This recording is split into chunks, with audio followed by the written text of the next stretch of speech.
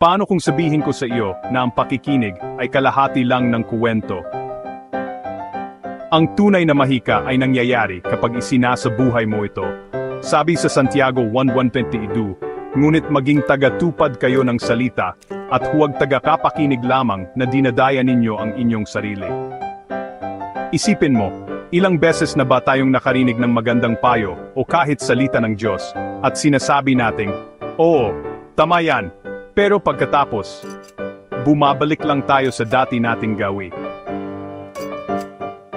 Para kang nanonood ng workout video, pero hindi ka naman talaga gumagalaw. Kung gusto mo ng tunay na pagbabago, huwag lang makinig, kumilos ka. Magsimula sa maliit, magpatawad ng isang tao, tulungan ang kapitbahay, magpasalamat, o maging mabait lang.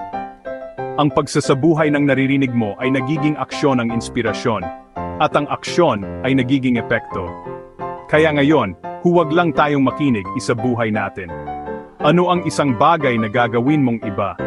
Pakiusap, ibahagi mo ito sa iba.